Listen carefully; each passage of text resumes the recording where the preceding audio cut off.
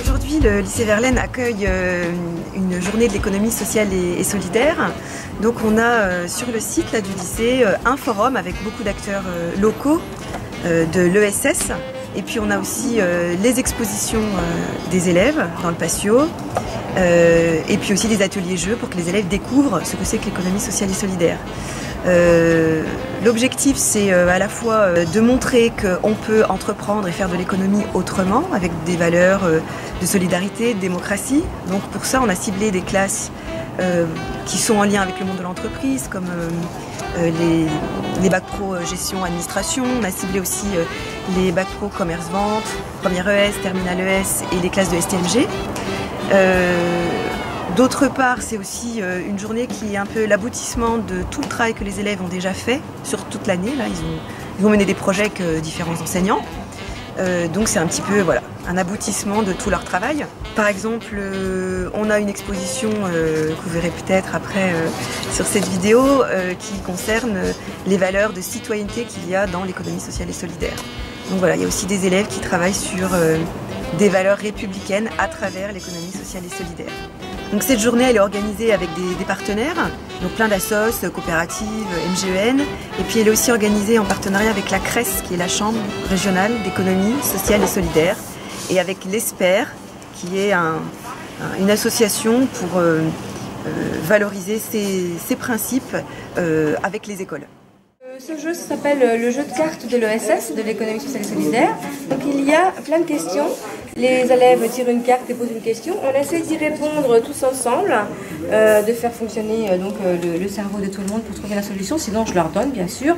Et donc en fait, c'est pour enlever les idées reçues sur l'économie sociale et solidaire. Et c'est aussi pour apporter des informations sur les structures de l'ESS, comment elles fonctionnent, leur gouvernance, depuis combien de temps ça existe, historiquement, pourquoi elles sont à l'origine de l'économie sociale et solidaire.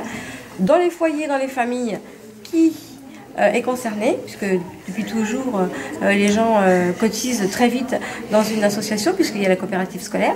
La coopérative est une composante de l'économie sociale et solidaire. Voilà. Et les composantes sont les associations, les coopératives, les fondations et les mutuelles de l'économie sociale et solidaire. Donc voilà, ce jeu de cartes permet en fait de comprendre un peu mieux l'économie sociale et solidaire qui a toute sa place dans l'économie classique, puisqu'elle correspond à 10% des emplois sur le territoire et de l'économie globale. Moi, je travaille à la Chambre régionale d'économie sociale et solidaire du Grand Est. Nous avons un programme d'éducation à l'économie sociale et solidaire et nous intervenons dans les établissements scolaires.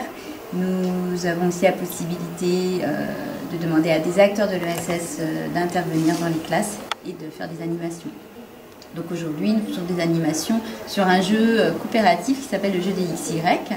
Et j'ai avec moi des étudiants de première ES, qui ont travaillé toute l'année sur l'économie sociale et solidaire.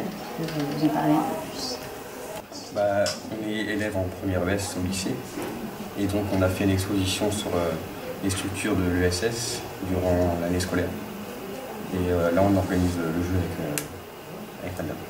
Et on a rencontré tout au long de l'année des acteurs de l'ESS, donc des entreprises Scope, coopératives, mutuelles, etc., qui nous ont permis d'organiser cette journée aujourd'hui et de rendre plus attractif et plus coopératif l'ESS et montrer leurs valeurs et leurs bienfaits aux élèves qui, tout au long de la journée, passent soit dans les groupes de jeux ou sur le forum.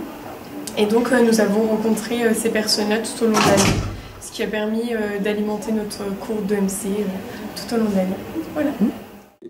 Donc nous sommes l'association Artisans du Monde, nous travaillons pour un commerce équitable et aujourd'hui nous faisons un jeu sur le commerce mondial pour justement dire que le commerce n'est malheureusement pas équitable dans la plupart des cas. Donc ce jeu, on divise la classe, le groupe d'élèves en 5 pays, 5 groupes.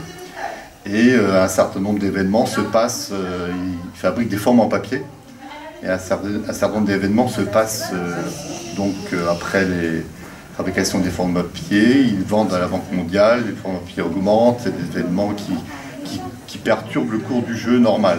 Et le principe, c'est gagner le plus d'argent possible à la fin. Voilà. Et j'ai le plaisir que des jeunes animent de première STMG, animent ce jeu avec moi. on est fiers de partager les idéaux du commerce équitable.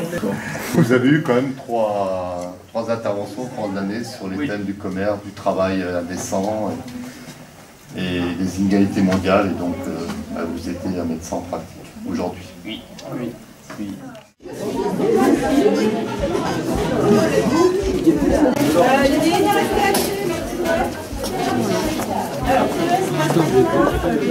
Jardin de Champagne, c'est une SIC, société coopérative d'intérêt collectif, qui travaille dans la transition énergétique et le développement des énergies renouvelables.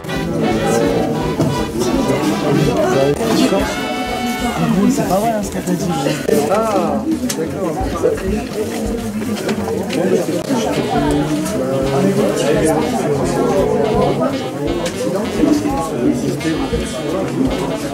Je connais.